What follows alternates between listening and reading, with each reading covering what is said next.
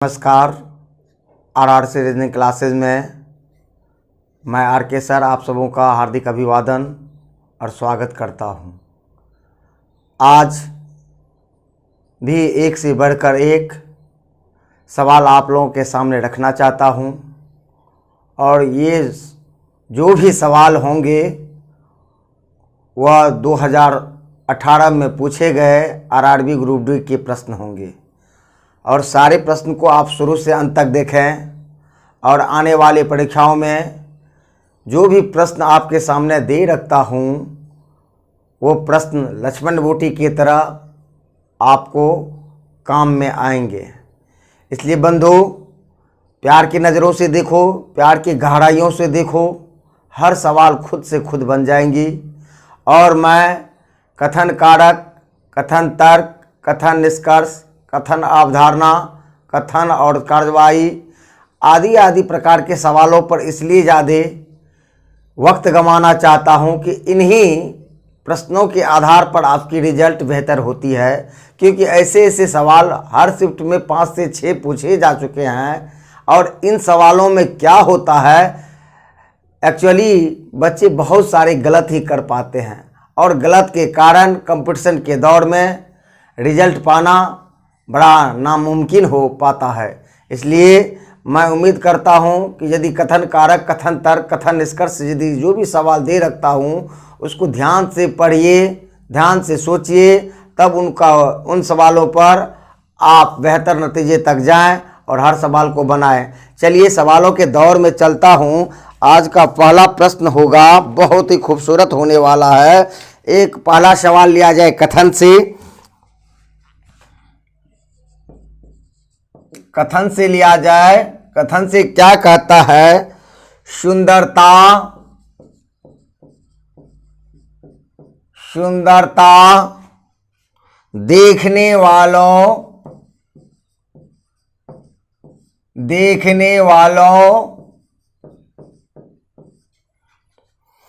की आंखों में होती है।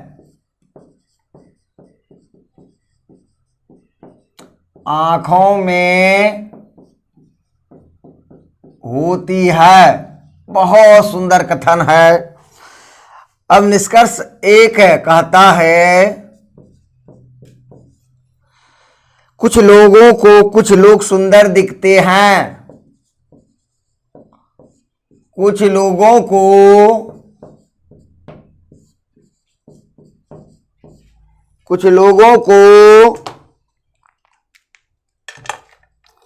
कुछ लोग सुंदर दिखते हैं।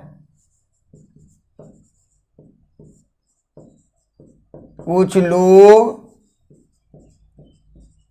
सुंदर दिखते हैं। बहुत सुंदर। दूसरी कहता है कुछ लोगों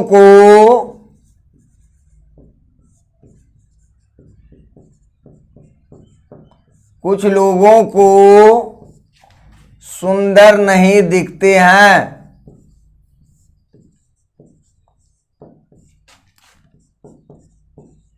सुंदर नहीं दिखते हैं। बहुत खूबसूरत सवाल है और आप लोग ध्यान से पढ़ें।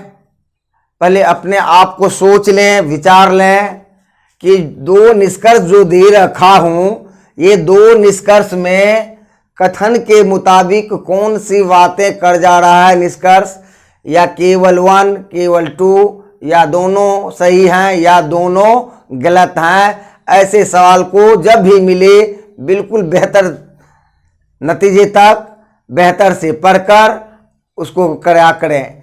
चलिए, बिल्कुल आप लोग सोच लिए होंगे, पढ़ लिए होंगे, क्योंकि बहुत खूबसूरत सवाल दे रखा हूं और ये सवाल जो भी है पूछे हैं।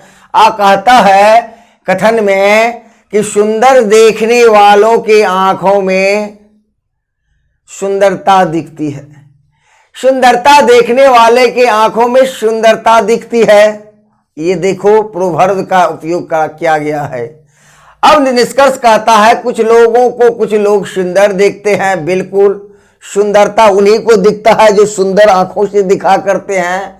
और जो सुंदर आंखों से नहीं दिखा करेंगे, उनको सुंदरता नहीं दिखाएंगे, तो बिल्कुल जो है कथा प्रोवर्ब ऊपर स्टेटमेंट जो दे रखा है उसके अनुरूप ये 1 नंबर बातें करता है, बिल्कुल 1 नंबर सही है। अब दूसरी कहता है कुछ लोगों को सुंदर नहीं दिखते हैं, तो कहता है देखने वालों को ही सुंदरता दिखाई देते हैं, जो देखेंगे ही नहीं उनको क्या सुंदरता दिखाई होंगे। इसलिए 2 नंबर भी क्या हो जाता है, सही। यानी कुछ लोग अच्छे से देखते हैं तो अच्छाई दिखता है, कुछ लोग अच्छे से नहीं दिखते हैं तो अच्छाई नहीं उन्हें दिखता है। इसलिए क्या होता है, कथन के मुताबिक स्टेटमेंट बिल्कुल दोनों फॉलोज कर जा रहा है। बातें आ गई होंगी समझ में। चलिए नेक्स्ट सवाल को देखें। सभी सवाल को आप लोग ध्यान से देखें, शुरू से अंत तक देखें। यदि पसंद होता है तो लाइक भी कर दें, सब्सक्राइब भी कर दें और उन बच्चों तक पहुंचाएं जिनको जीवन में सफलता मिलनी चाहिए, उन तक भी भेजें। चलिए दूसरा सवाल लिया जाए। बहुत सुंदर सुंदर सवाल दे रखा है। यदि दक्षिण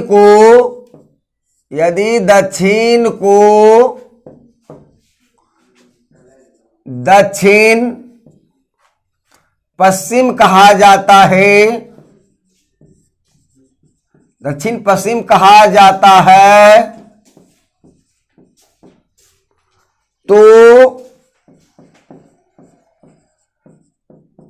उत्तर को क्या कहा जाता है? क्या कहा जाता है? बहुत सुंदर सवाल है। क्वेश्चन नंबर 2 ऑप्शन भी दे रखता हूं, ऑप्शन से तोड़िए। उत्तर पश्चिम, दूसरा है दक्षिण पूर्व, तीसरा है दक्षिण पश्चिम, चौथा ऑप्शन है उत्तर और पूर्व। ध्यान से देखिए, एक बार खुद से बनाइए। ऐसे सवालों पर पेन चलने की कोई जरूरत नहीं है, बिल्कुल ऑन बेसिस प्रॉब्लम्स हैं। देखो और तुरंत टिक मारो। यानी अब आप लोग देख लिया होगा कि दक्षिण से दक्षिण पश्चिम हो जाता है। दक्षिण से दक्षिण पश्चिम होने के लिए आपको क्लॉकवाइज 45 डिग्री घूमना होता है। यानी दक्षिण जब है, दक्षिण से दक्षिण पश्चिम के लिए क्या क्लॉकवाइज 45 डिग्री घूमना होता है। उसी तरह से क्लॉकवाइज 45 डिग्री है, यहां पर भी क्लॉकवाइज कितना डिग्री घुमा दे, 45 डिग्री। जो रोटेशन यहां पर है वही रोटेशन यहीं देखनी चाहिए। तो उत्तर को क्या कहा जाता है? तो उत्तर यदि आपके पास है और उसको क्लॉकवाइज ऐसे घुमाएंगे तो ऐसे घुमाएंगे तो ये मिलेंगे, तो ये क्या हो जाएंगे आपको, सॉरी, इस कोना में मिलेंगे, इस कोना में मिलेंगे। तो ये कोना जो है, ये कोना वाले उत्तर और किसके बीच में है, पूरब के बीच में। यानी ये कोना जो है किनके बीच में पड़ती है, उत्तर और पूरब के बीच में पड़ती है। तो उत्तर पूरब कौन सा ऑप्शन में है, ऑप्शन नंबर 4 में दिखता है। बातें आ गई होंगी समझ में। चलिए धीरे धीरे सवाल को देखते चलें और आगे बढ़ाते चलें। हर सवाल को आप लोग कंसेप्ट लिया जाए, बाकी कुछ करने की जरूरत नहीं है। फिर मेरे भाई कहा जाता है, नेक्स्ट प्रॉब्लम देखें। घोड़ा, बंदर, बाघ, चलो लिया जाए।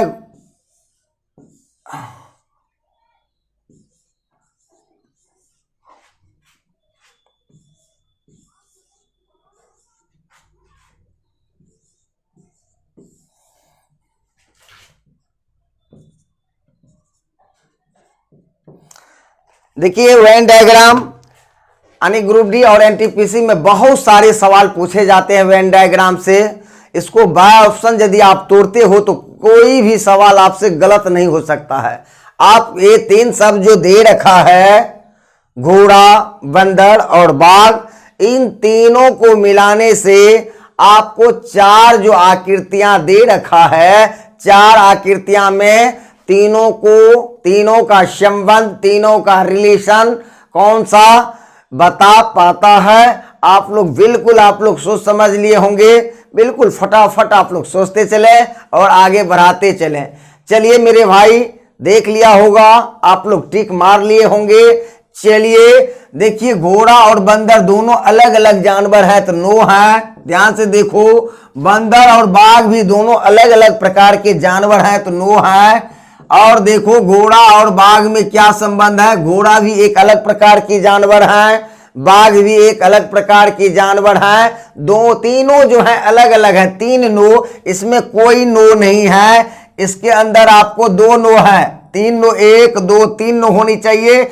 एक छोटा के साथ इनके साथ नो है, एक बड़ा वाला का छोटा के साथ दो ही नो है, ये भी ऑप्शन कट जाता है। यहां पर दोनों के बीच नो का सिर्फ एक का संबंध, एक नो का संबंध है, ये भी कट जाता है। क्या हो जाएगा ऑप्शन, आपको क्या हो जाएगा, ऑप्शन नंबर 2। यानी ऐसे सवाल मिले आप बिल्कुल ऑप्शन तोड़ें, बिल्कुल आप बेहतर नतीजे तक आप जा पहुंच सकते हो। चलिए मेरे भाई, अगले सवाल को देखो, बहुत बहुत सुंदर जो सवाल पूछे हैं वही सवाल को दिखा जा रहा हूं कि सवाल कैसे कैसे क्रिएट किया है, कैसे कैसे पूछा गया है, उन सवालों को अनुभव करा जाए।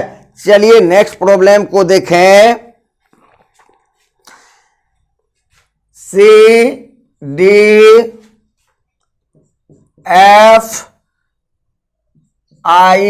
बॉक्स ये सीरीज के दे रखा है। एक में दिया जाए M, दूसरा ऑप्शन P, तीसरा ऑप्शन आपके सामने होगा N, चौथा ऑप्शन आपके सामने क्या हो जाएगा G। ध्यान से देखिए कौन सा आपको आंसर हो जाएगा।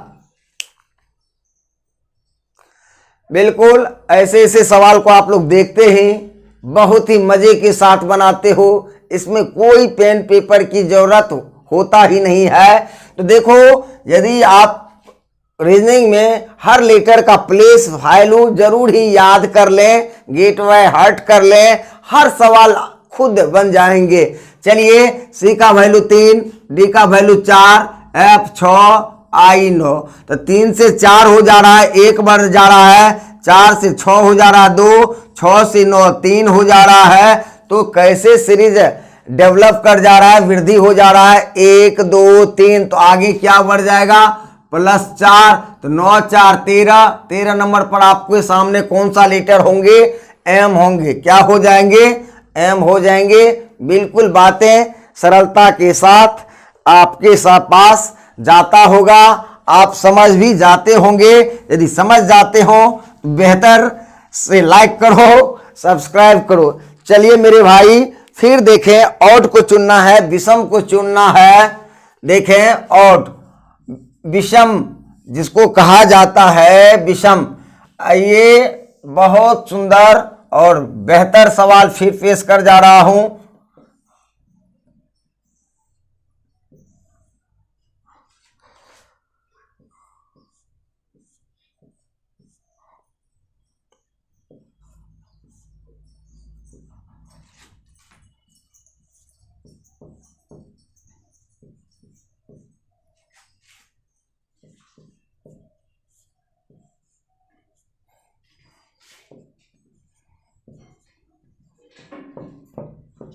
ध्यान से देखो,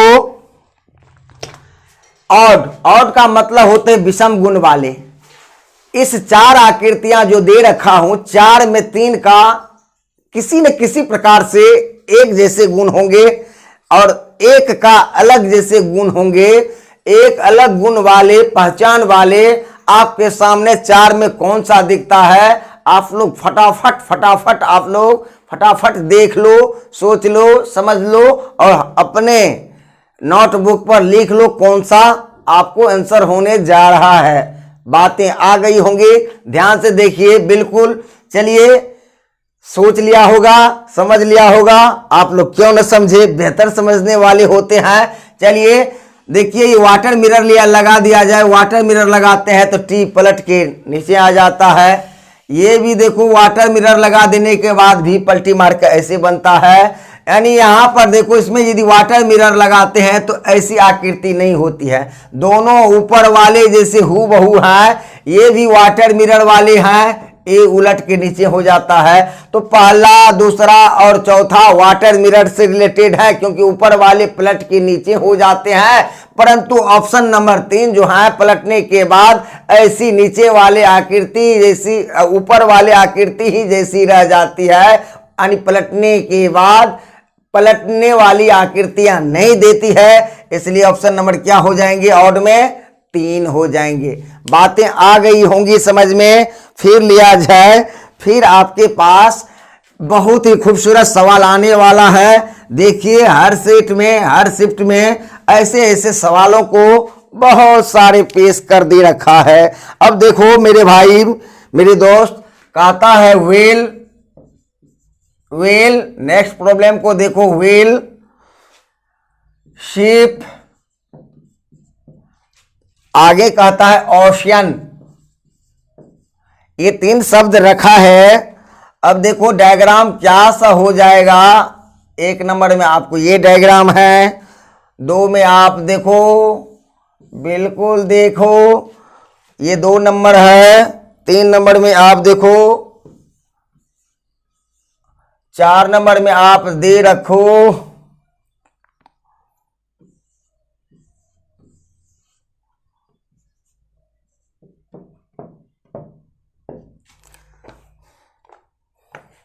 व्हेल, शिप और ओशियन, ये तीनों शब्द को ये वेन डायग्राम के जो 4 ऑप्शन दे रखा हूं, कौन सा ऑप्शन ऊपर वाले को संतुष्ट करता है।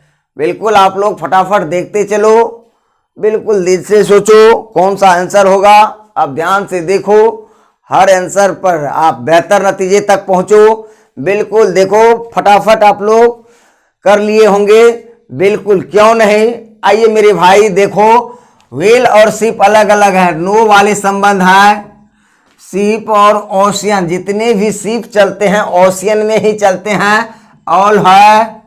फिर देखो व्हील और ओशियन, व्हील जितने भी हैं, व्हील जितने भी हैं वह कहाँ पाए जाते हैं, ओशियन में ही पाए जाते हैं। तो 2 ऑल, इसमें कोई ऑल नहीं है, इसमें कोई ऑल नहीं है, इसमें एक ही ऑल है। 2 ऑल संबंध वाले होनी चाहिए, परंतु यहाँ देखो 2 का इसका भी ऑल भाग ऊपर वाले में है, इसका भी सभी भाग ऊपर वाले में है, और इन आकृति और इन आकृति के बीच में कोई संबंध नहीं है, नो रिलेशन। इसलिए क्या होता है, ऑप्शन नंबर 2। बातें आ गई होंगी समझ में, बहुत बहुत खूबसूरत। चलिए नेक्स्ट सवाल को देखें। सीरीज का दे रखा है, बहुत ही बेहतर सीरीज दे रखा है। जैसा सीरीज पूछा गया है वैसा ही सीरीज को एडजेक्टिव में रख जा रहा हूं।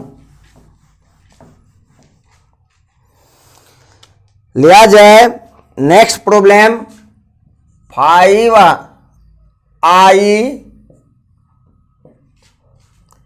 7J 11L 17O, अगले बॉक्स में कौन सा होंगे। चलिए ऑप्शन भी दे रखता हूं, 18 से दूसरा ऑप्शन ले लिया जाए 25Y, तीसरा ऑप्शन दे रखता हूं 20P, चौथा ऑप्शन रखता हूं आपके सामने 25S। ध्यान से देखिए तभी बनाइए।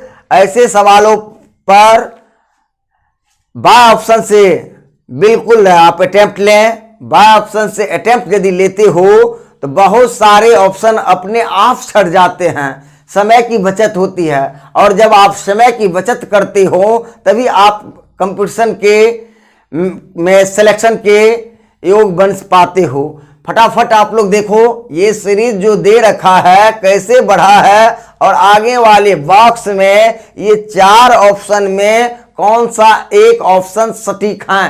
बिल्कुल बेहतर बेहतर, फटाफट, बिल्कुल बहुत सुंदर, बहुत बेहतरीन, बहुत खूबसूरत। चलिए, यदि अच्छा लगता हो तो कमेंट जरूर करिएगा। चलिए, 5 से 7 हो जा रहा है तो 2 बढ़ जा रहा है, 7 से 11 हो जा रहा है तो 4 बढ़ जा रहा है, 11 से 17 हो जा रहा है तो 6 बढ़ जा रहा है। तो देखो सीरीज कैसे कैसे आगे बढ़ते चल जा रहा है। तो 2 4 6 तो आगे क्या हो जाएंगे, 8 जोड़ जाएंगे तो 17 8 25 होता है मेरे भाई। 25 देखो किस किस में है, 25 इसमें नहीं है, इसमें भी 25 नहीं है, यानी ऑप्शन 1 और 3 हमें वैसे ही समाप्त हो गया।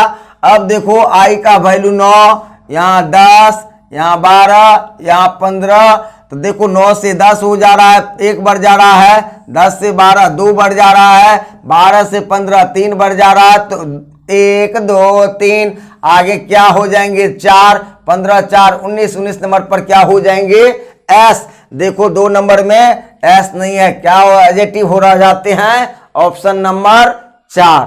बिल्कुल बिल्कुल बेहतर। चलिए, एक सवाल आप लास्ट में ले लिया जाए, बहुत बहुत बेहतर। हर सवाल को आप लोग देखिए, सोचिए, समझिए, केवल प्रैक्टिस में आनी है, बाकी कुछ करनी नहीं है। प्रश्न आकृति किस प्रश्न आकृति किस आकृति में है? आकृति में है। बहुत सुंदर सवाल देने वाला हूं।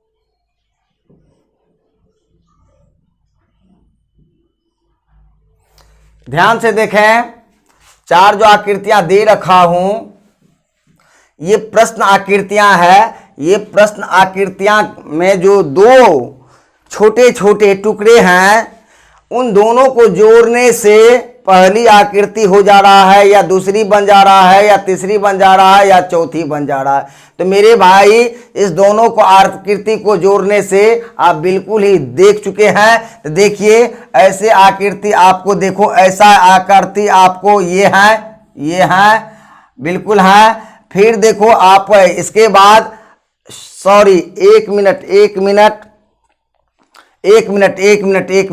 देने में थोड़ा सा गलती किया, देने में थोड़ा सा गलती हो चुका है। एक मिनट।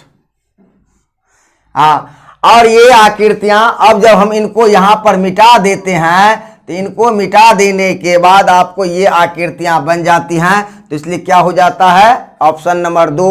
बिल्कुल, आप लोग शुरू से अंत तक बने रहें। आप लोगों को बहुत बहुत बहुत धन्यवाद। और आप लोग हर सवाल को देखा, परखा, और आने वाले परीक्षाओं में इस अनुभव के आधार पर हर सवाल को बेहतर कर भी सकते हो।